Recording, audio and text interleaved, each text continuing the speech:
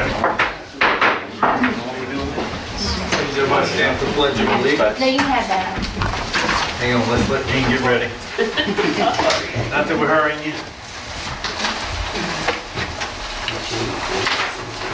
Okay. I pledge allegiance to the flag of the United States of America and to the republic for which it stands, one nation, under God, indivisible, with liberty and justice for all.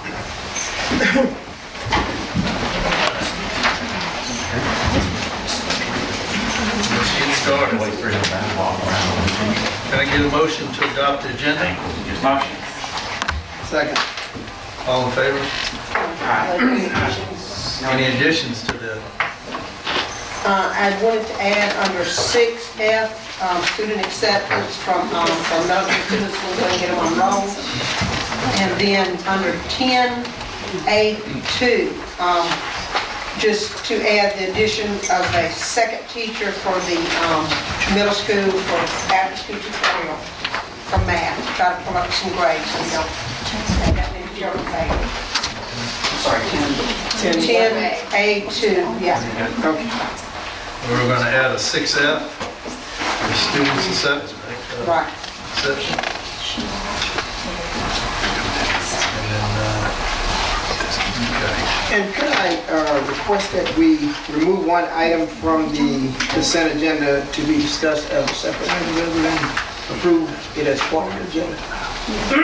So when we go into the motion for consent agenda, Yeah, we'll I'm do just- everything with the exception of the one That item that D, you want. yes, exactly. All right. Any more discussion on the agenda? Can I get a motion to accept it with the additional items? Motion.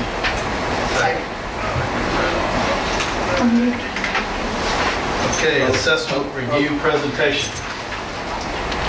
Vote, vote, vote, vote, vote. Aye. All right. Keep me straight, Steve. Assessment review presentation by Christie. You want to come down to watch Yeah, in and the front. see it? Maybe. Do we have the line? You got it. So you have the Already looked at questions. You've already, I mean, you have that and the quick narrative, so I'm figuring we're probably going to go through this more for your questions than anything else. I'll sit next to you, is that okay? Sure. I won't sit next to you. So you want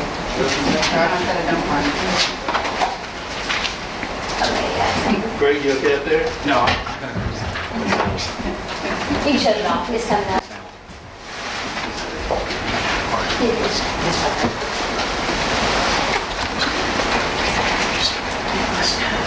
Alrighty, come on, go away. Ah, here it goes. All right, the school board received the PowerPoint that we're getting ready to look through and a quick narrative with their board packet. So I'm not going to really belabor going through every one of these individually and talking about everything. I think we hit the high points in the narrative with third grade across the board had very good gains. We had some issues last year, and third grade at both schools had gains, with Quarles having tremendous gains in both reading and math. And what was the difference? Well, they had a bigger area to be able to improve upon, but we really got very forward in our teaching.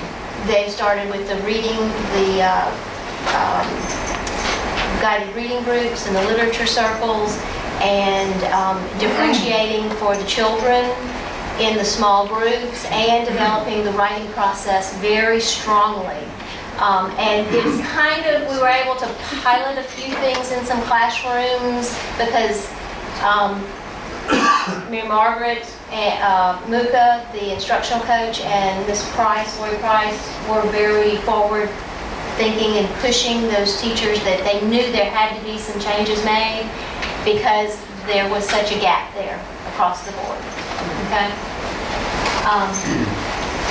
So we did implement several new things with the writing process, starting in kindergarten all the way through 6th grade this year. And you'll be seeing some more of that throughout this year. And I know as parents, the kids are going home talking about, even kindergartners, talking about the planning, the drafting, the editing, the publishing. They are doing those projects. In the Mississippi frameworks, in Competency 3, it's all about the writing process. And we have in the past been teaching it more segregated, and so we've put it all together in one fluid process, and it's making sense to the kids. And they're actually doing it. The other day, one of the now the assistant principal at Harper McCon was explaining it this way, that we're not teaching it in isolation, and we're not teaching, oh, you know what, 4th grade, 7th grade, they're getting ready to take a writing test a month before the writing test. Let's hit writing hard and heavy. We do this now from the beginning of school. You see, these charts are good, but it's those kind of bullets that we need to see.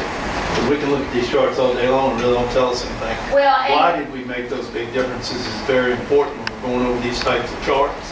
To say that this is a perfect opportunity to tie this back to some of the money that we've been spending. Okay. We've been spending to try to make our kids be more prepared. So this would be a perfect opportunity to tie it back to those if they're tied back to that. Because you can see there's some big jumps. Something happened to make those big jumps. And that's the kind of stuff as school board members we need to And I think it's understand. a lot of things. There's things that we've been putting in the last 4 or 5 years. Mhm. Some of that's really beginning to take hold. Professional learning communities. The instructional coaches last year were a tremendous asset to be able to go in the classroom constantly, to be able, they're there, they can model, they go in and tell the teacher, look, that's not really the way it needs to look. Why don't you let me model in this classroom? That See, has that- been tremendous. And that's a good story to tell, because when we ask for, are we getting any results from our investment? We can look at this and say, oh, okay, well, that jump, look at there. This is how, what we have done to make this work better is actually producing.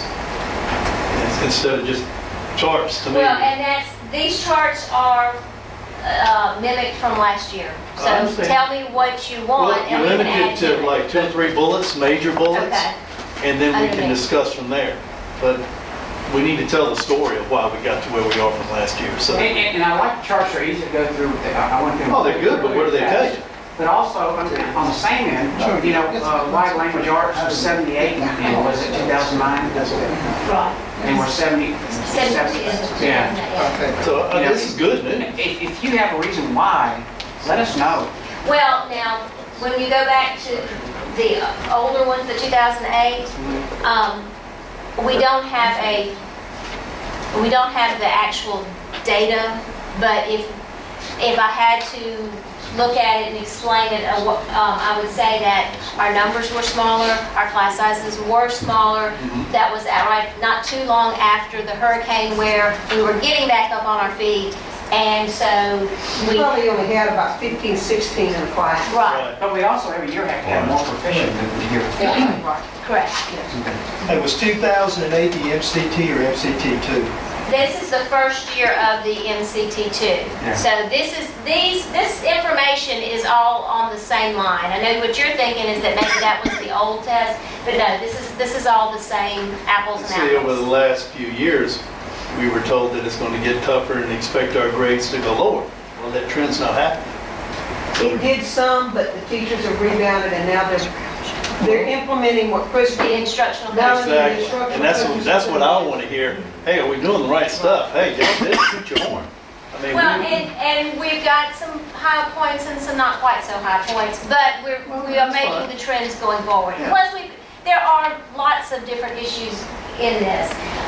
These are your 3rd grade scores. Again, you can see that the advanced goes up for language arts. That's the big plus, but and that's been a huge push, is in language arts. We've got to start pushing the math more. yeah, because see, I look at this and I say, man, but look at across the bottom, the minimal has gone down.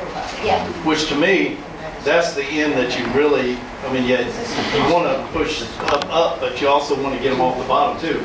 Right, That's excellent. now Training granted, there. it is very good. We are going to always have, because we are free appropriate education, there are always going to be a few children that are in need of being, and they're going to be Yeah. in middle school. When you look at these, it's important to remember that in Long Beach, we follow the law. And if you talk to Dr. Burnham, when he's fussing at superintendents throughout this state, people are not testing their special education students the way they're supposed to. We tested all of our special education students. Yes, And we even sent them out to the Gulf Oaks, and we sent people out all over to make We sure that we tested tried them to all. test them. And that's the And right it- way to do it. Yeah. And the only thing that bothers us is when the state lets other people get away with not doing it, it's not fair. So the state now this year is going to be monitoring and lowering accreditation rating for those who don't, and it's about time. But one of the things that, we're doing here is we're not comparing ourselves to other schools, we're comparing ourselves to our own growth. No, we do. But Not you're yet. not listening to me. Right here, we're not comparing ourselves to other schools, we're comparing ourselves to ourselves in previous years' growth. And when we see that, it's critical to see that we are reducing the minimums and reducing the basic, and we're getting larger and proficient and advanced. And as long as we are headed in that direction, we're going in the right direction. Now, when we go back to compare ourselves to other schools, we have to take those other factors into consideration. All right, demographically, we still have some issues with third grade is closing the gap. They are all moving forward, but we still do have a couple of issues with disabled and Black students. Those are our two weaker areas, but again, they are going at the upward trend. So I feel positive about everything that's going on with those third grade classes and teachers. These are the 4th, 5th, 6th, 7th, and 8th. I went ahead and put them all on one. Now, when you look at language arts, 4th, and I did not put, and I wish I would have, I've added them after the fact, Mississippi percentage of proficient and above for 4th grade was 54%, 5th grade was 57, 6th grade was 54, 7th grade was 54, and 8th grade was 51. So we're still well ahead of those, and we'll add those on this so that you can see that and send that to you so that you can have that.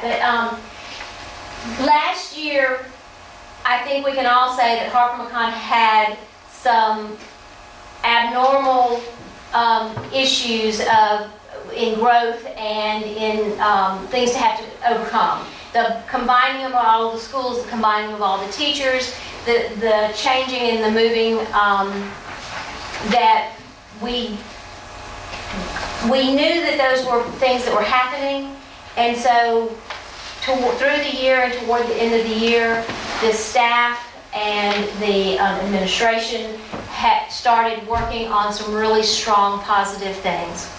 One being the PBIS, which is the positive behavior incentives, and I think that anybody in here, if you walk into that school, you will see a marked, just a huge difference from how it was run last year to how it is being run this year.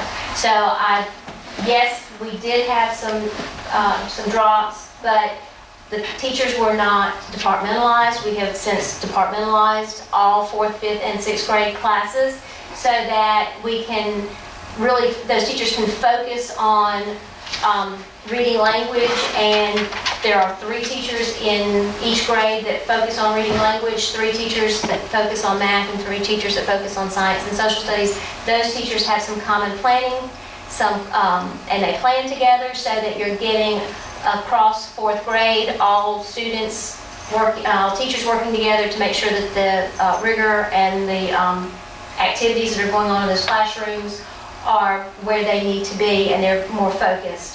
So yes, this is what it is, but we are making some of those points that you'd like to see, okay? Do y'all have any questions about that? Okay.